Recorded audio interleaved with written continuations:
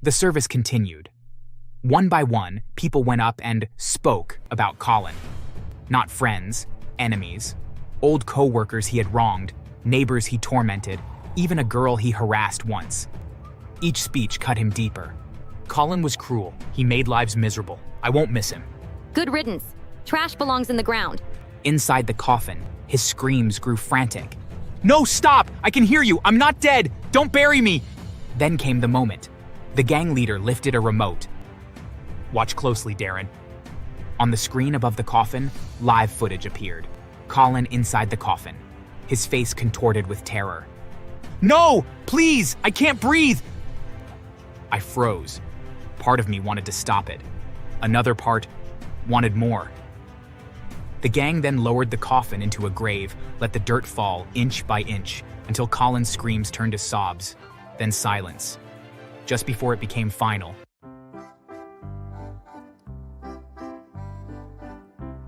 My name is Darren. I've lived my whole life with wheels beneath me, instead of legs. When I was 6 years old, a drunk driver jumped the curb and shattered my spine. That day, my future rolled out on a pair of cold steel wheels. My parents were devastated. My mom cried every night beside my hospital bed, and my dad sat there holding my little hand as if he could transfer his strength into me. My sister, only 9 at the time, became my shadow. She helped push my chair, helped me reach things, even learned how to clean and bathe me when mom was too tired. I grew up in love and pain, supported by them, but defined by the chains of my wheels. You would think that surviving such an accident, learning how to breathe again, how to sit upright without collapsing, how to control my bladder like a toddler learning for the first time, you would think people would respect that fight. But they didn't. People smelled weakness on me like blood in the water. And the sharks came, every stage of my life. In grade school, the other kids would push my wheelchair into corners, laugh, and walk away, leaving me trapped until a teacher found me. Look, Darren's parked like a car. Beep, beep. Stop, please. Race car can't move without gas. When I cried, they laughed harder. In high school, it was worse. They'd sneak up behind me, grab the handles, and speed me down ramps without warning. Let's see how fast this baby can go. Stop, stop. The brakes. I crashed more than once. Scraped arms, twisted wrist, even tipped over face first once. My chair became my prison and their amusement park ride. College wasn't better. The frat boys liked to mock me in the cafeteria. Hey Darren, how do you get laid? Do you roll into bed and hope gravity does the rest? I eat here just like you, just let me be. Oh, don't be salty. We're just wheeling around with you. And then came work. The office was its own battlefield. My colleagues whispered when I rolled past. Bet he only got the job because of disability quota. Yeah, he's like furniture with a tie. One man in particular, Colin, was the worst. A tall, smug, gym rat type who thought bullying me made him funnier, more powerful. He'd pretend to trip over my chair, knock papers out of my lap, even once locked the elevator so I had to crawl up the first few stairs before security came. Oops, stairs were faster? Guess wheels don't beat legs after all. One day, you'll regret this. What, you gonna chase me? It was supposed to be my birthday celebration at work. The office manager brought out a cake, and for one small second, I felt human, like maybe I belonged. But then Colin strutted up with his smirk. Stuck right in the middle of the frosting was a tiny plastic toy wheelchair. Everyone chuckled nervously, unsure if they should laugh or stay silent.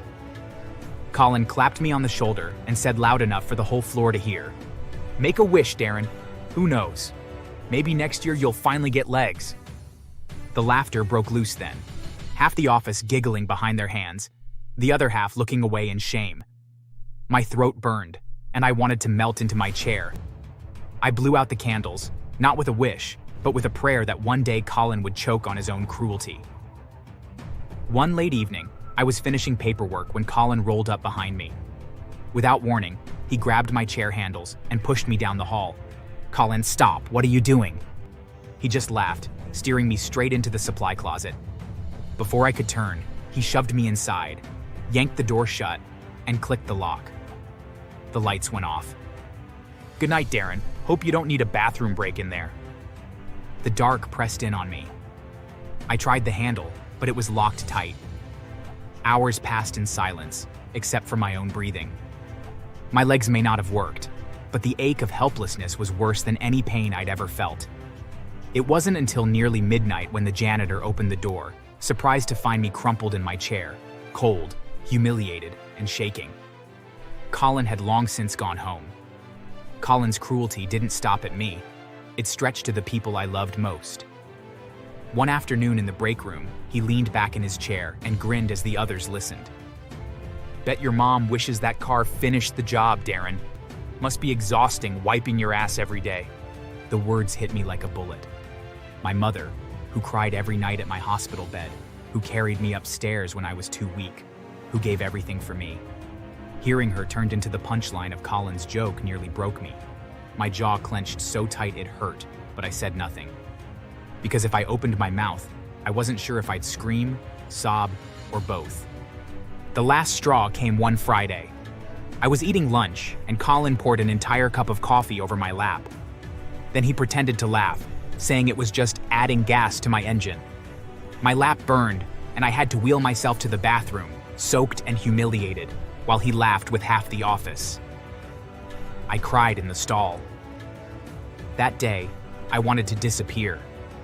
That day, I left work late, rolled down a dim street, and stopped under a lamppost. And I broke. My hands covered my face, and I sobbed until my chest hurt. I wanted to disappear. That's when they found me. A group of bikers, tattooed, leather jackets, faces carved with stories. They pulled up, engines growling like beasts. I should have been afraid. But instead, one of them stepped off his bike and crouched in front of me. "Why you crying, brother?" "It's nothing, just life." "Bull. Nobody cries like that for nothing. Talk. We listen." So I told them everything. The schoolyard humiliations, the college torment, the office abuse. Colin. Especially Colin. When I finished, I expected laughter, maybe pity. But what I saw shocked me. Rage. "Bastard needs a lesson. We had a brother once. Accident took his legs. He was still a lion. World didn't treat him right either. You're family now." "Family?" "Yeah, and family don't let family cry in the streets." They asked me for Colin's name, his address. I hesitated, but the thought of his smirk, his laughter at my pain, lit something dark inside me. Colin. He lives on Eastwood, 45, apartment 302. "Good, we'll handle it." I didn't know what handle meant, not yet. A week later, whispers spread in the office. Colin had disappeared.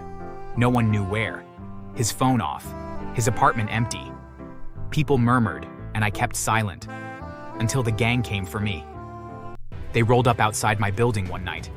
"Darren, come, tonight, you'll see." "See what?" "Justice." They blindfolded me, not out of mistrust, but to build suspense. When they pulled it off, I gasped. We were in a funeral ground. Black drapes, candles flickering, mourners whispering. And on the plaque? "In loving memory of Colin Reese, my bully," his name etched in gold. Is he dead? Not yet. Suddenly, gang members all wearing black came in with a coffin. Muffled screams seeped through. Guests, fake mourners, actors the gang hired, gasped in horror. "Help! I'm alive! Let me out!" The gang leader leaned toward me. He's inside the coffin, tiredly sealed right now. Microphone on him, speakers in the coffin. He's listening to his own funeral, his own death. I couldn't breathe. I didn't know whether to be horrified or thrilled. The service continued. One by one, people went up and spoke about Colin.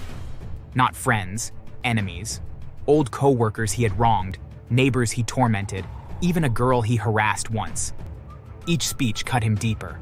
Colin was cruel. He made lives miserable. I won't miss him. Good riddance. Trash belongs in the ground. Inside the coffin, his screams grew frantic. "No, stop! I can hear you! I'm not dead! Don't bury me!" Then came the moment. The gang leader lifted a remote. Watch closely, Darren. On the screen above the coffin, live footage appeared. Colin inside the coffin, his face contorted with terror. "No! Please! I can't breathe!"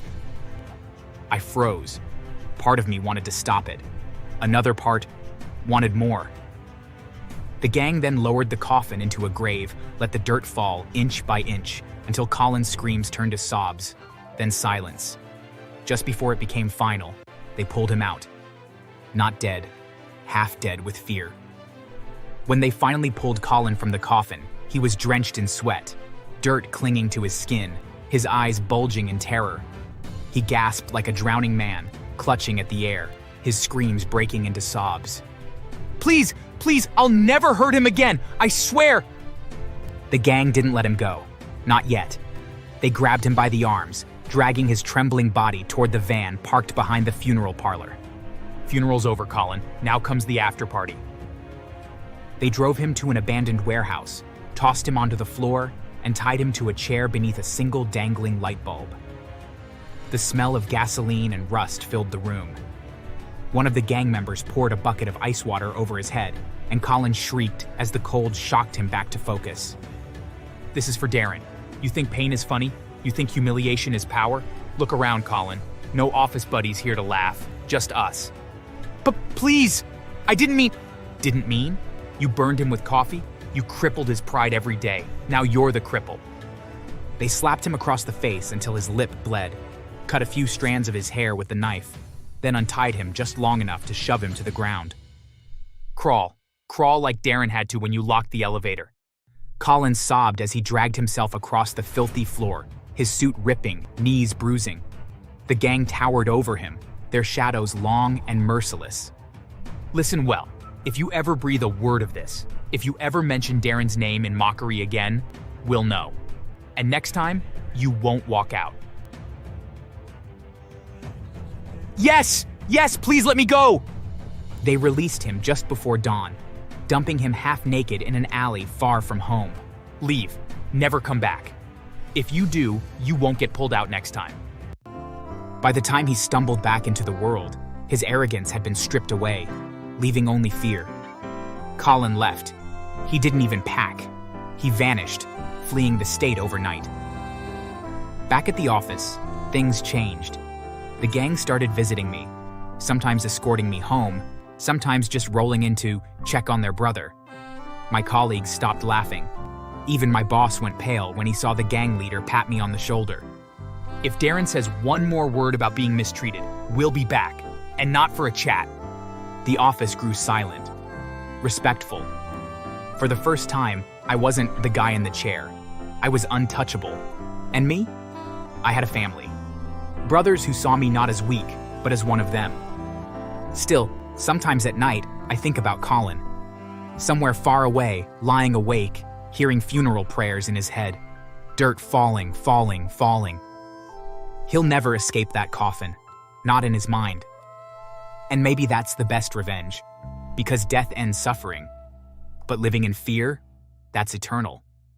So, yeah, that's my story. A kid in a wheelchair, bullied his whole life until the streets gave him brothers and revenge gave him peace. And hey, if you like this story, don't just roll past it. Hit like, subscribe, and remember, if anyone bullies you, maybe don't call a gang, unless they've got a funeral parlor handy. None of us knew what they were talking about, and we were all terrified to find out as they were behaving very cryptically. Until one night a man showed up at our house. Our parents introduced Tessa to him, and the way that he looked at her and the rest of us made our skin crawl. Yeah, any one of them will do. You better have the money to pay, though. Tessa instantly put two and two together and figured out that our parents were selling her to this gross stranger. We all could guess what that meant, and we were terrified. Begging was no longer enough. Our parents were now planning on pimping us out, and none of us wanted anything to do with that. We were way too young to be having sex, and we knew that it was incredibly illegal what our parents were doing. Listen, we can't let them do this to us.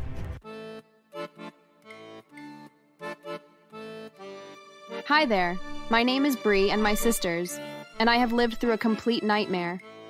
We were treated worse than livestock, and our parents were the ones that put us through all of this. I know it sounds terrible. I mean, your parents are the ones that should protect you more so than anyone else. But you have to understand that my parents were beyond evil. I don't think that they even saw my sisters and I as human. So I grew up with my three sisters, Tessa, Mary, and Amy. I'm the youngest, and whether it was a good thing or a bad one, I tended to not get the worst of it. Tessa, who was the oldest, got it the worst. When we were younger, they treated us like burdens. We would often keep as quiet as possible to avoid their attention. If we didn't, then it usually didn't end well. Hey Tessa, can we please play hide and seek? Shh, don't be too loud. If Dad hears you, he'll be upset. He's trying to sleep. That's too late. You stupid little brats woke me up. I worked all night to feed you ungrateful morons, and you repay me by ruining my sleep. Just wait till I get my hands on you. We all ran as fast as we could, as we knew that if he caught any of us, that he would beat us until we were unconscious. He was always crankiest when he was tired, and sadly, he seemed to be tired often. That day we didn't return until it was nearly bedtime. When we snuck back into the house, we very carefully made our way up to our rooms. We were amazed when we got into our beds without being discovered. We found out why, though, in the morning. Our father and mother were waiting for us in the kitchen. All of us were hungry, and we were hoping to find some bread for breakfast, but instead we found them waiting for us. Each had a belt in their hand, and they looked at us angrily. They took turns whipping us each with the belts before finally forcing us to sit down at the table to listen to them. You ungrateful kids. Did you enjoy your little vacation last night away from home? I really hope that you did, because the free ride is done. I'm sick of you pieces of crap getting a free ride while your mother and I do all the work. Yeah, no more free food. It's time that you pay for your share. Since you can't get real jobs, then you will just have to go and beg for money. But Mama, we don't know how to do that. Well, you better figure out how to do it, because if you don't bring home enough money, then we aren't going to give you another piece of food ever again. Now go. They threatened us with the belts again as we left and rushed to Main Street. We spent several hours begging anyone that walked by for anything they could spare. When we were exhausted and nearly passing out from a lack of food, we finally went home and presented the money we had been given to our parents. We had managed to get almost $100, which felt like a massive fortune at the time, but our parents scoffed at us and treated it like it was mere pennies. Is this it? You would think that 4 girls could get more than that. Geez, you little pieces of crap are pathetic. Fine, it's better than nothing. Fine, you can have some bread and water, but tomorrow you better earn more or else. Each day we would be sent out and spend all day begging on the streets regardless of what weather was like. It didn't matter if it was snowing or raining or swelteringly hot. We still had to go and beg. As the years went on, though, people would give us less and less. People were far more sympathetic towards us when we were younger, but less so as we started to grow up. It was around the time when Tessa turned 15 that things took an even darker turn for us. What's wrong with you idiots? You had one simple job and you can't even do that right. Such useless little creatures. Well, I have an idea of how we can make some money off of them. Ha ha ha ha. Yeah, I know exactly what you're getting at. That's a great idea. We'll start with Tessa then? Haha, yeah. What do you mean start with me? What are you going to do to me? This is scary. What are you guys talking about? Oh, you'll find out when you are older. None of us knew what they were talking about, and we were all terrified to find out as they were behaving very cryptically. Until one night a man showed up at our house. Our parents introduced Tessa to him, and the way that he looked at her and the rest of us made our skin crawl. Yeah, any one of them will do. You better have the money to pay, though. Tessa instantly put 2 and 2 together and figured out that our parents were selling her to this gross stranger. We all could guess what that meant, and we were terrified. Begging was no longer enough. Our parents were now planning on pimping us out, and none of us wanted anything to do with that. We were way too young to be having sex, and we knew that it was incredibly illegal what our parents were doing. Listen, we can't let them do this to us. It was bad enough begging every day, but now they are going too far. We need to run. But what will we do? That doesn't matter. We'll figure it out. Anything is better than letting that freak come back and get his hands on us. We all agreed and set out into motion. We knew that our parents wouldn't just let us run away, so Tessa and Mary distracted them while Amy and I ran to the kitchen and grabbed kitchen knives and a rolling pin. With our parents still distracted, I swung the rolling pin down hard onto my mother's head while Amy used the knife she carried to cut our father's ankles. The two fell down in utter pain. While they wailed in agony, the 4 of us ran out the back door. While we did, we heard the strange man call out to us as he saw us fleeing. We ran as fast as we could, and he jumped into his car and chased after us. It was crazy as we ran towards downtown and hoped that we could lose him while we ran into the alleys that we had learned while we were begging. After an hour of running, we thought that we had finally lost him. We settled down and rested and tried to catch our breath. Once we had calmed down, we decided that we needed to beg for a bit so that we could make enough money to rent a motel room so we could stay out of sight. We were incredibly grateful when we finally got enough to get a room, and we rushed over to the nearest motel and rented a small one-bedroom.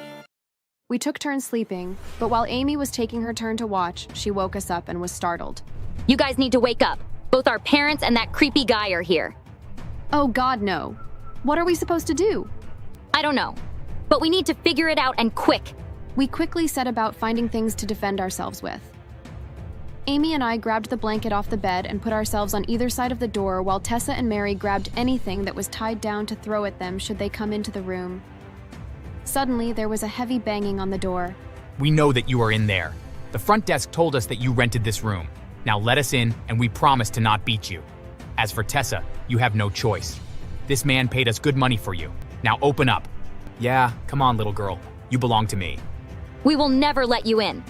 I was so angry that our parents would put us in this situation. Suddenly, the door started rattling and the hinges began groaning as they began trying to force their way into the room. Bang after bang, until finally the door burst open. The stranger was the first into the room, and he ran towards Tessa when he saw her. Amy and I pulled the blanket tight and tripped him. As he fell to the ground, his pockets emptied out and a handgun fell to the ground in front of me. I instantly scooped it up and pointed it at the stranger, and I pulled the trigger twice. Both bullets hit him in the chest and he stopped moving.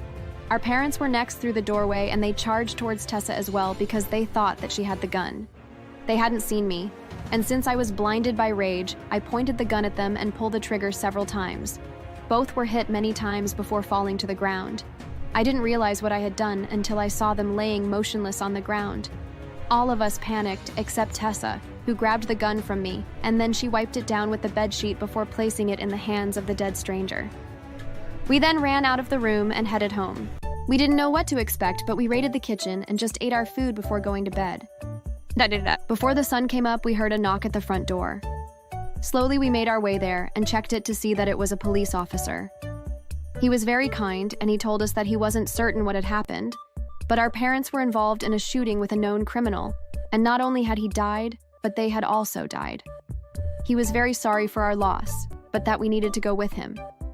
The next few weeks were a blur mostly. Surprisingly, no one mentioned that we had rented the room or anything, and no one suspected that we were involved in the shooting. For me, I was left haunted by what I did, even though a big part of me knew that I was at the very least partially justified. Eventually, we were put into foster homes, and thankfully we were able to grow up without any more crazy drama, but all of us were scarred just a little. The years passed, and we grew up. My sisters were always very grateful for what I did, and although it gives me nightmares every now and then, I will say that if I could go back in time and choose whether or not to do it again, that I would not change a thing.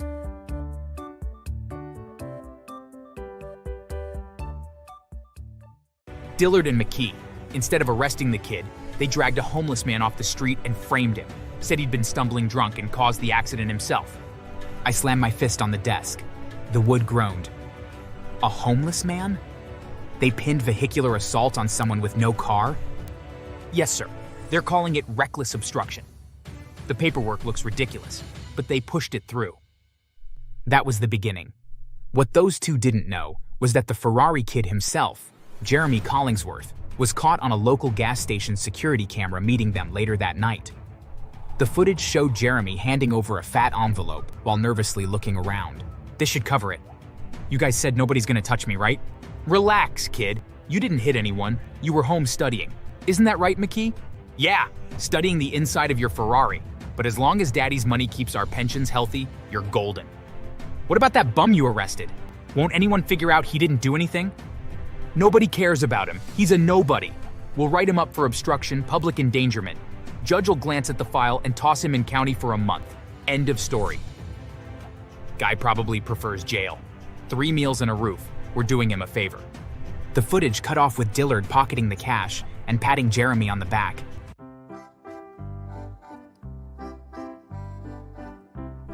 I never thought I'd sit down to tell this story, but it still haunts me, and it still makes me shake my head at how two corrupt cops managed to ruin themselves in ways I could never have imagined. My name's Chief Raymond O'Connor. I've been a cop for 35 years, long enough to see good officers rise, bad officers fall, and a lot of gray in between. But what happened with Officers Dillard and McKee? Well, it was karma wrapped in irony, dipped in poetic justice, and served hot.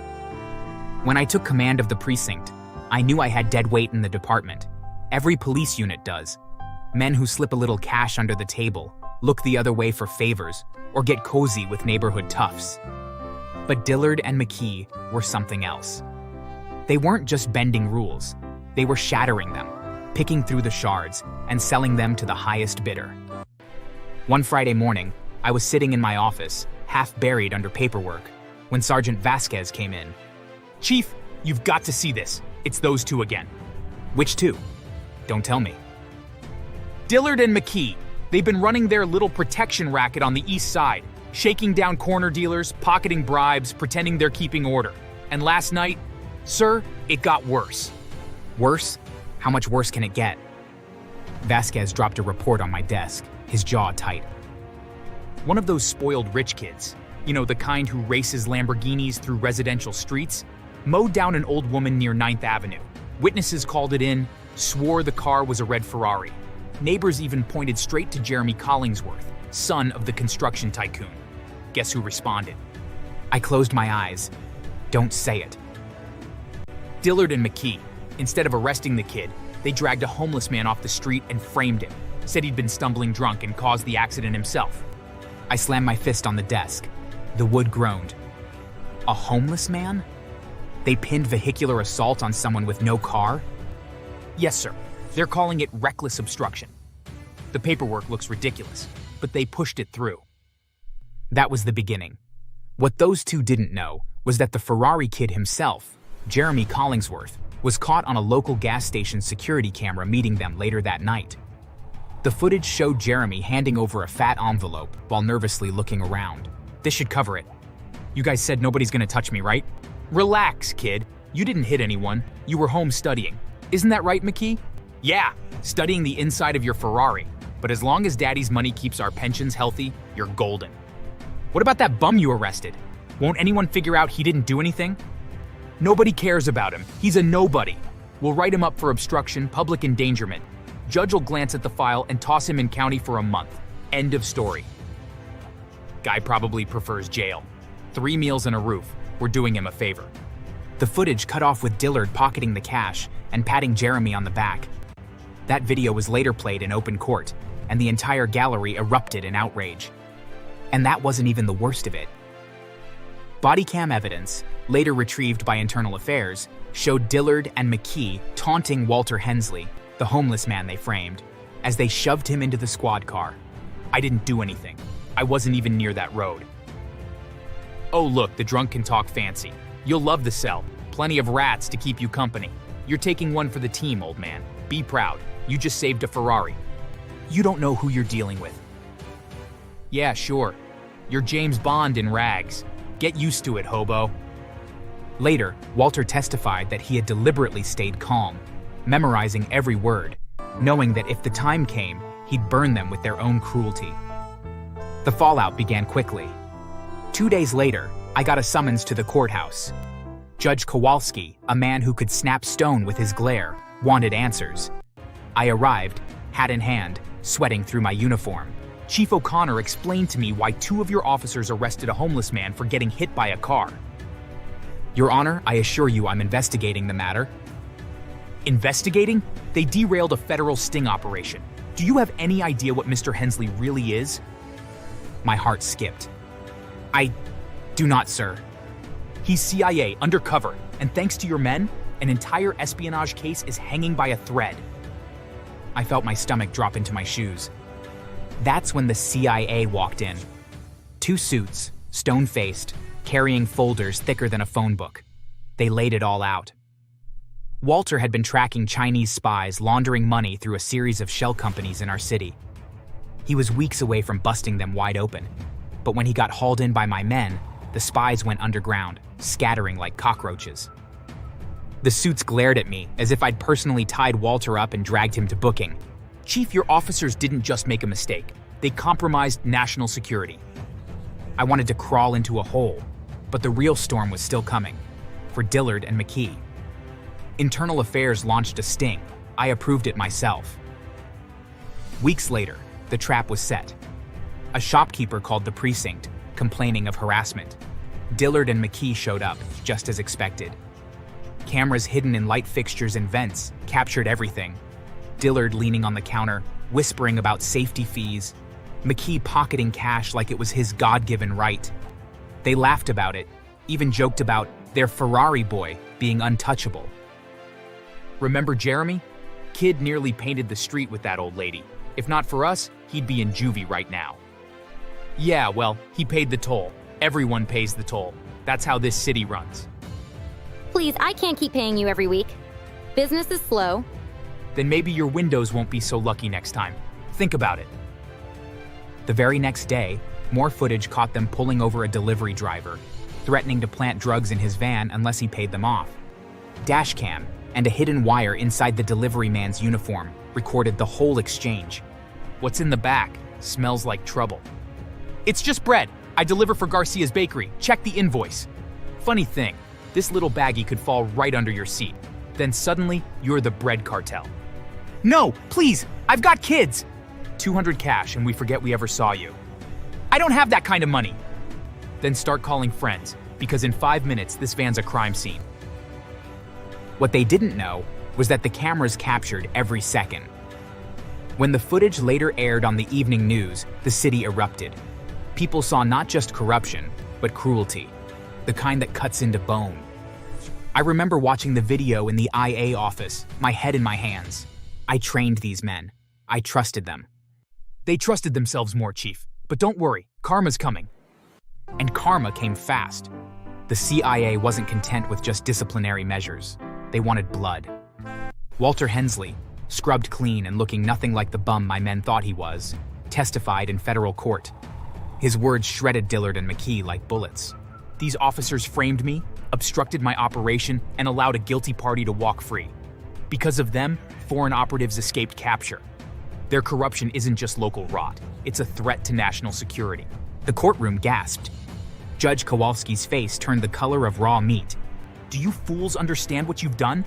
You nearly spoiled an international espionage case to protect some brat with a Ferrari. Your greed might have cost this country dearly." Dillard tried to protest.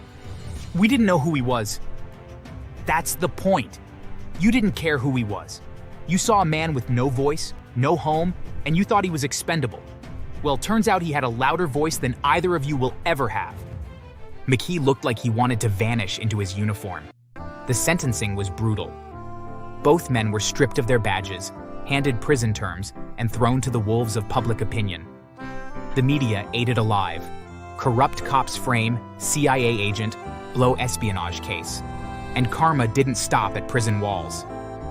Dillard, once so smug, got jumped in the yard by inmates who didn't appreciate ex-cops. McKee's wife filed for divorce, taking the kids and the house. Word spread that the Ferrari kid's father, the tycoon, refused to lift a finger for them, too busy protecting his business image.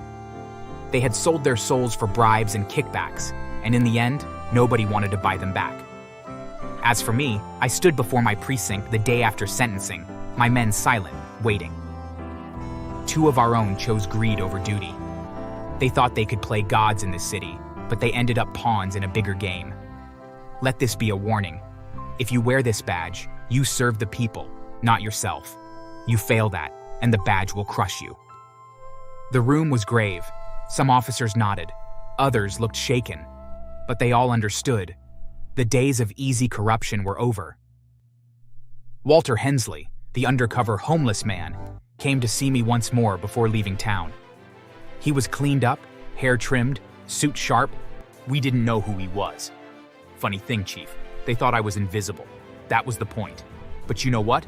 Invisibility only works one way. I saw everything they did. I'm sorry for what happened, Walter. Don't be. They exposed themselves, and now my job's easier. The Chinese operatives, they think they got away. but we're still watching." He shook my hand, and I swear I felt a chill. The man had lived among shadows so long, he carried them with him. Years later, people still ask me about Dillard and McKee. I just tell them this. They thought they could protect the powerful and crush the powerless. They thought bribes and kickbacks were safer than honor. But they didn't realize the powerless man they crushed had more power than they could imagine. And when karma came, it came wearing a badge sharper than theirs. As for the Ferrari kid, using the video we obtained from the gas station, I sent my men, and he was arrested. We charged him, and he was fined a huge sum of money, which his dad had to pay, while he also served a few months in juvie. The father was further ordered to cover the medical bills of the woman he had knocked down. So yeah, that's the story of how two corrupt cops tanked their careers, ruined their lives, and nearly derailed national security. All for a Ferrari kid and a handful of dirty bills. And hey, if you like this wild ride, do me a favor. Don't go framing CIA agents, don't drive Ferraris through neighborhoods, and definitely subscribe and like the video, because unlike those two, I actually want people to watch me on purpose. I heard an almighty crash and a scream. My baby. I went to the top of the stairs to see what was going on and found my little sister crumpled at the bottom of the stairs, arm twist wrong. What happened? I accidentally broke John's toy box and he pushed me down the stairs. Oh no, we've let this go too far. Jean, you take Alina to the hospital. I'll deal with John. I didn't say anything. My dad packed my suitcase and then took me to my grandma's house. I got out of the car and let them drive away. Johnny, is that you? Yes, Grandma, it's me. No matter how many cookies Grandma gave me, I still felt rotten. My parents didn't want me. My sister was and I didn't know what my life was going to look like from here on out. 2 years after dropping me off, my grandma died.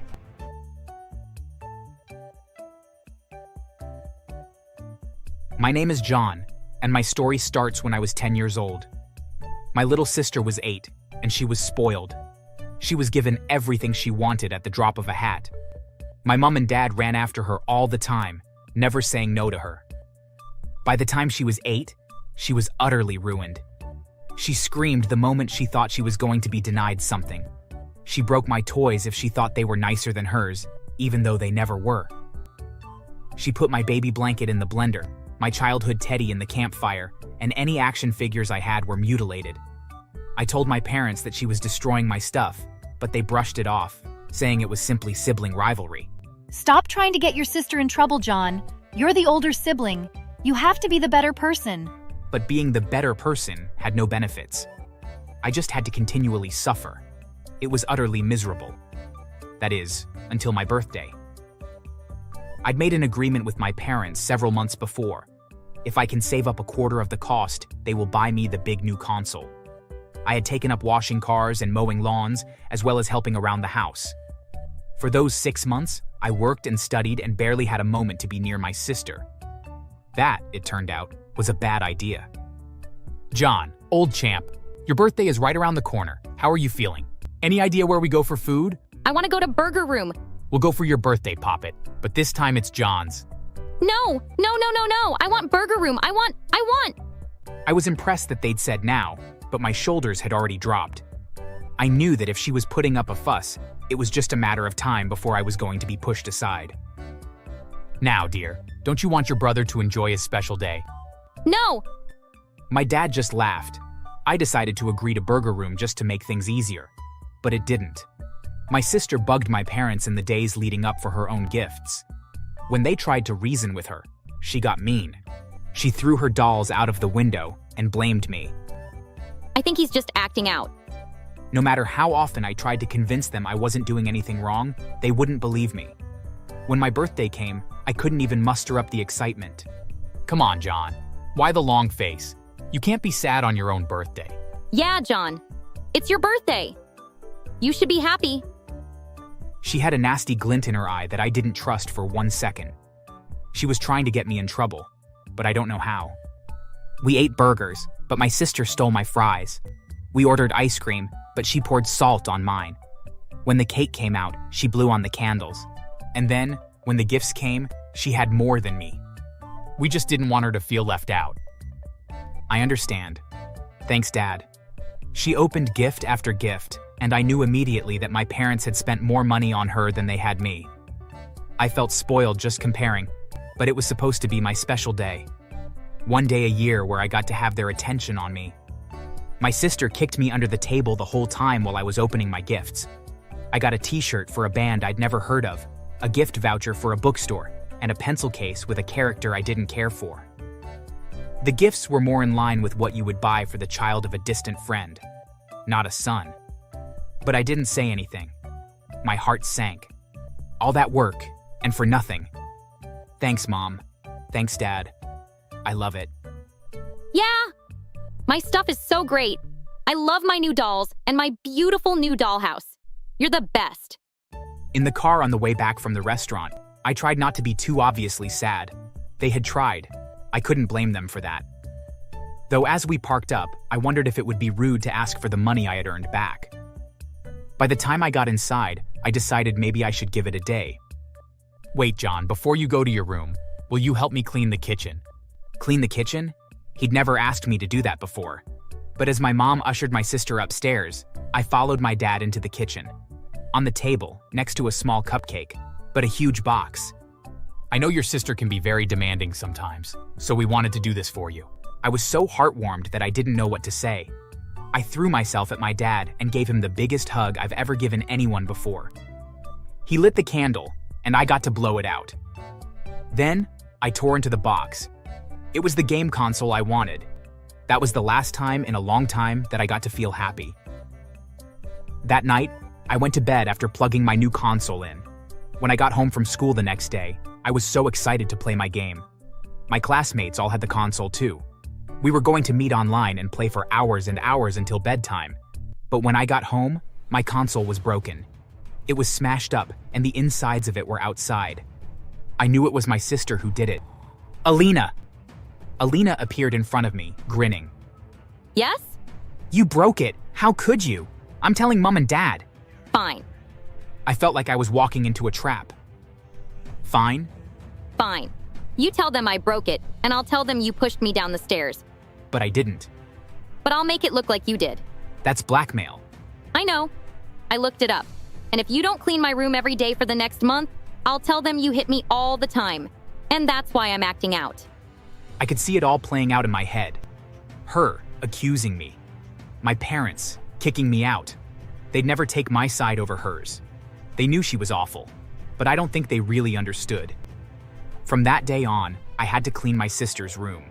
She'd spill drinks on the floor or knock over her bin on purpose, and if I ever looked like I was going to complain, she'd remind me that I was minutes away from being left out in the cold. Clean up that mess. Wash the windows. Vacuum the carpet. Every day, I got angrier and angrier. She had taken away the one thing I was looking forward to the most. After that, I didn't see anything I was excited for. So, I stopped going into her room. You're supposed to be cleaning my room. I don't care. She left with a stamp of her foot, and a minute later, I heard an almighty crash and a scream. My baby. I went to the top of the stairs to see what was going on and found my little sister crumpled at the bottom of the stairs, arm twist wrong. What happened? I accidentally broke John's toy box and he pushed me down the stairs. Oh no, we've let this go too far. Jean, you take Alina to the hospital. I'll deal with John. I didn't say anything. My dad packed my suitcase and then took me to my grandma's house. I got out of the car and let them drive away. Johnny, is that you? Yes, Grandma, it's me. I cried and cried and cried. No matter how many cookies Grandma gave me, I still felt rotten. My parents didn't want me. My sister was ill, and I didn't know what my life was going to look like from here on out. 2 years after dropping me off, my grandma died. She was old and sick and had never legally taken custody of me. So when she died, I was left in her house alone because no one knew to look after me. And then I stayed in school. I thought about what I'd given up. That day I refused to give in to my sister. I thought about it, refused to target it, and worked. At school, I got on the honor roll. I worked hard, kept working hard, and then continued to work hard, even when I got into university. Congratulations to John Wilczuk. I graduated and then got out and opened my own car shop. I bought a nice house, met a good woman, and had a baby. I made friends with the locals, got steady business, and even managed to buy my first supercar. On the day I took it out for a drive, it was my 25th birthday. I'd arranged with my employees to take the day off, and they were more than happy to cover me. I was driving down the street when a car suddenly veered into my lane and crashed straight into my car. The first thing I did was jump out of the car and run over to their car. "Hey, are you okay?" Oh my God! You destroyed my car! "I did? You're the one that veered into my lane." I'm calling the police! The police arrived on the scene not much later and arranged to have both the cars taken to my store.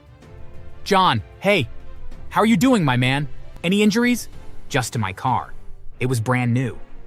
"These out-of-towners are wild." Whose side are you on? "Miss, you're under arrest for reckless driving. John, if you want to join us downtown, we can help you file charges." But he broke my car. "Miss, we have camera footage that says otherwise." They read her rights as our cars were towed away. My poor car barely got to take her first steps because some random lady went and ruined it. Except, she wasn't random. At the station, the officer told me what a strange coincidence it was that we had the same name. "What's her first name?" "Alina. It was my sister." I went into the interrogation room to talk to her. "Alina." How do you know my name? "It's me, John, your brother." She smiled, relieved, but I couldn't fathom why. "You're going to pay for every single penny of that car that you broke today." My husband will pay for it, though I don't know why you wouldn't let me off. I'm your sister. "Maybe so, but only in name. You're nothing to me." And your husband told the officer that called that he was done with you. So here are your options. Either you go to prison and earn the money for my car for as long as you're there, or you can work for me. Work for you? I have a family now, and my wife works hard. She doesn't have time to keep up menial tasks around the house. I think it's time for us to hire a cleaner. And what better than someone who will work for free? Free? That's slavery. No, it's not. You're paying off damages, and you can either do that in prison or in my house.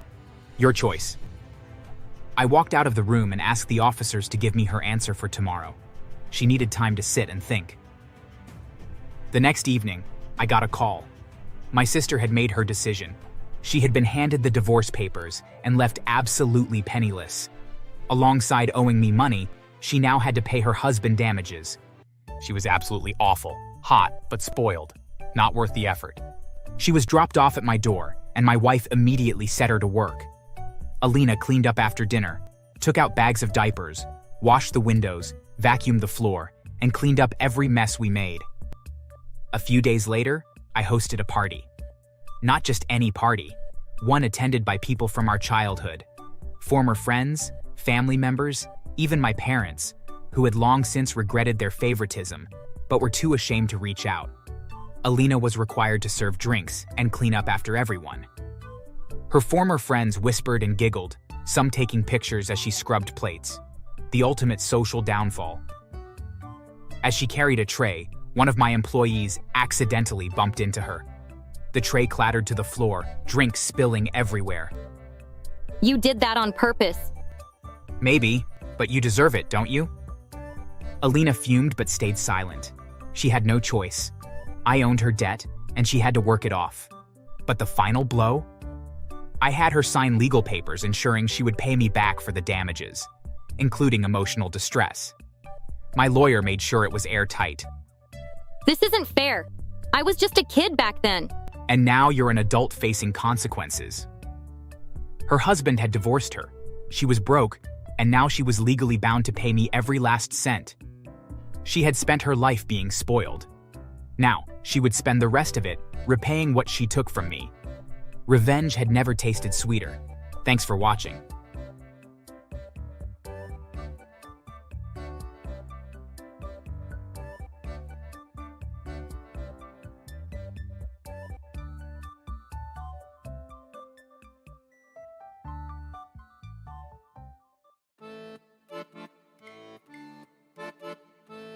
My name is Amanda, and I never thought a job could almost destroy my life.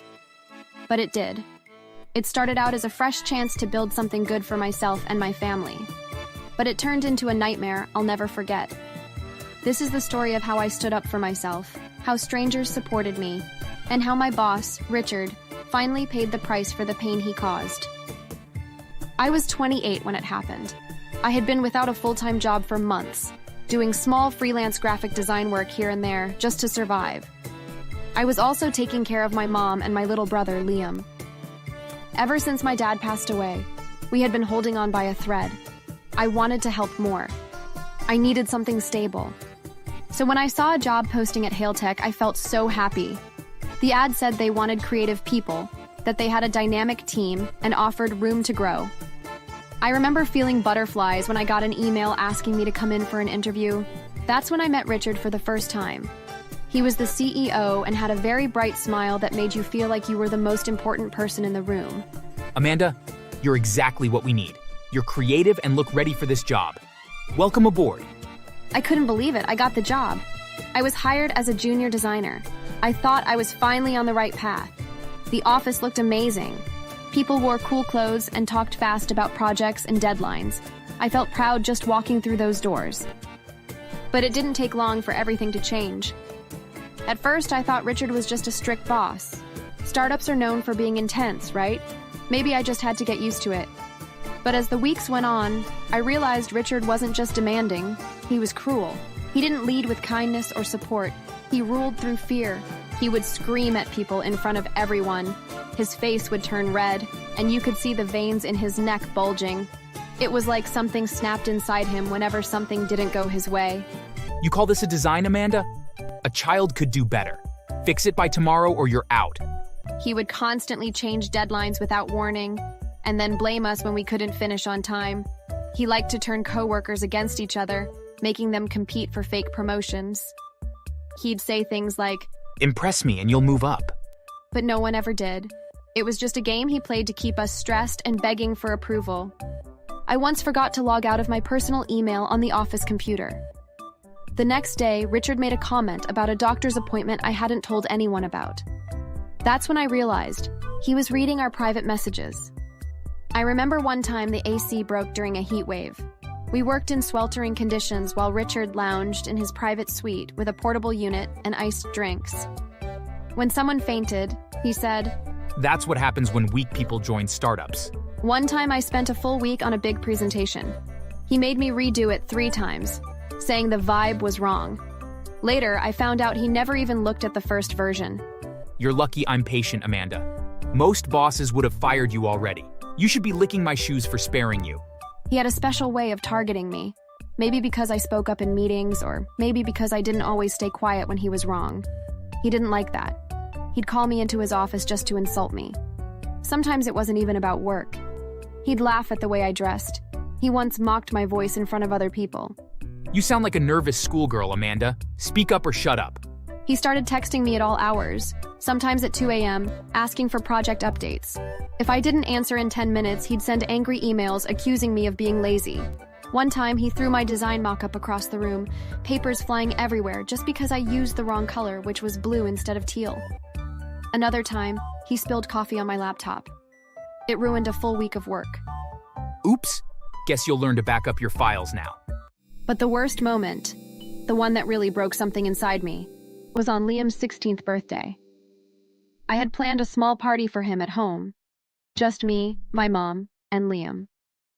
I was so excited. But that day, Richard made me stay late for what he called a client emergency. Later, I found out the client meeting didn't even exist. I came home after midnight. Liam was asleep on the couch, the cake still on the table, untouched. I locked myself in the bathroom and cried until my head hurt. I hated that this job was stealing everything from me. Soon, I wasn't sleeping at all. My hair was falling out in clumps. I'd snap at my mom and Liam for no reason. I stopped drawing for fun. I stopped smiling. My therapist warned me I was heading toward a breakdown. So after a year of surviving that toxic place, I finally did what I should have done months earlier. I quit. I printed out my resignation, walked into Richard's office, and looked him in the eye. I'm done, Richard.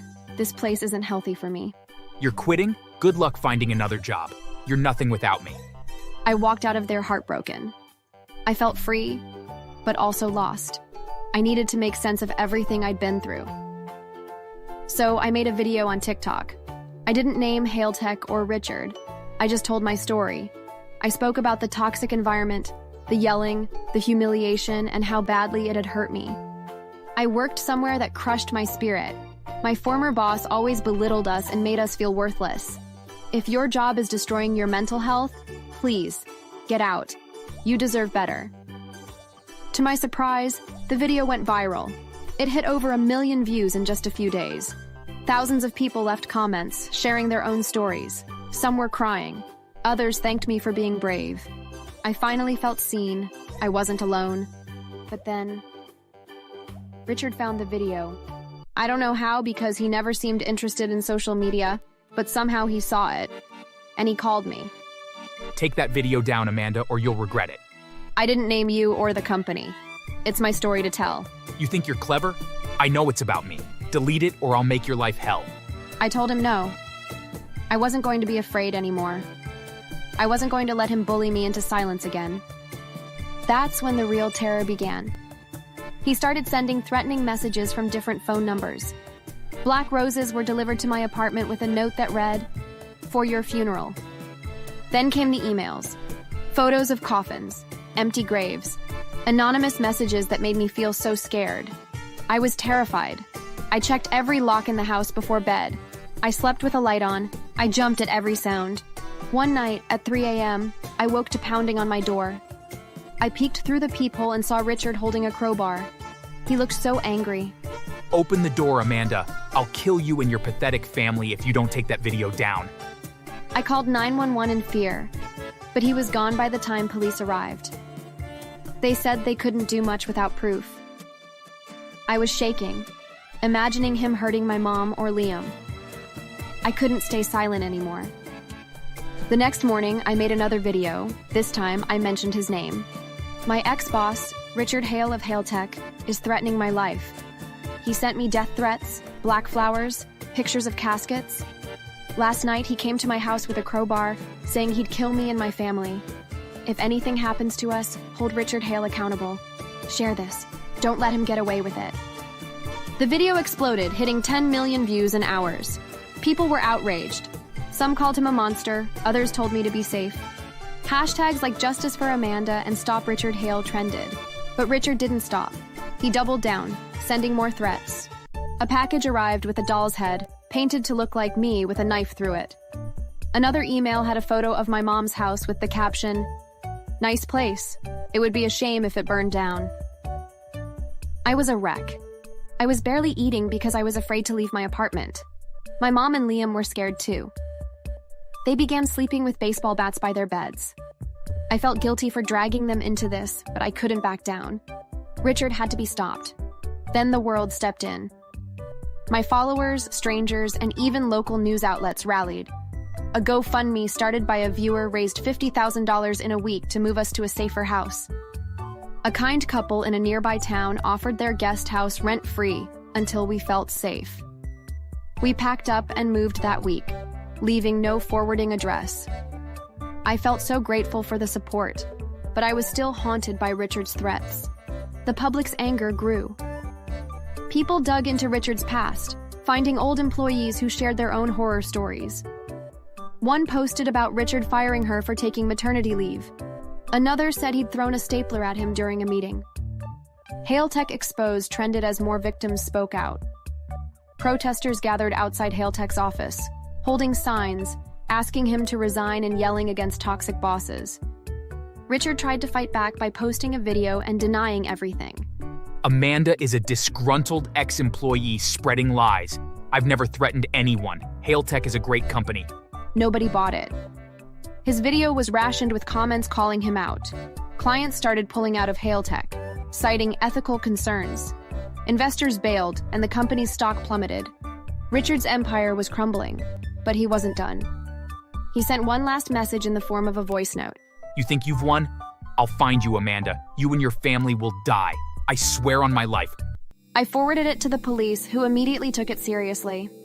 They traced the message to Richard's phone, and combined with my videos, the threats, and witness statements from former employees, they had enough to arrest him. I watched the news as police led him out of Hailtech in handcuffs. Protesters cheered. chanting, "Justice for Amanda!" They threw eggs and dirt at him. But I wasn't celebrating yet. If he wasn't in jail yet, he was still dangerous. He hired a flashy lawyer, claiming he was misunderstood, that I'd provoked him. The prosecution brought out everything, from the texts, emails, the doll's head, and the security footage of him at my apartment. Former employees testified about his abuse, painting a picture of a man unhinged by power. I took the stand and recounted everything he put me through. He tried to destroy me and my family for speaking the truth. He's a danger to everyone. The jury deliberated for 3 hours and found him guilty on all counts: stalking, harassment, and attempted assault. He was sentenced to 15 years in prison with no parole for at least 10. As they dragged him away, he screamed angrily, This isn't over, Amanda. You'll pay for this. but it was over. Richard's life in prison was worse. Inmates, after hearing about his crimes, targeted him. Guards always turned a blind eye. Word got out he was attacked multiple times, left bruised and broken. His company went bankrupt without him. His wife divorced him while he was in jail. His house was foreclosed, and his name became synonymous with toxicity. The man who'd once held so much power was reduced to nothing, alone in a cell, haunted by the lives he'd ruined. I started a blog about workplace abuse, helping others speak out. My videos sparked a movement, with laws proposed to protect employees from toxic bosses. I hope Richard thinks of me every day, knowing I'm free, while he's trapped forever in the hell he created. Thanks for watching. Make sure to subscribe and leave a comment down below saying I subscribed, and we will try our best to reply to your comment.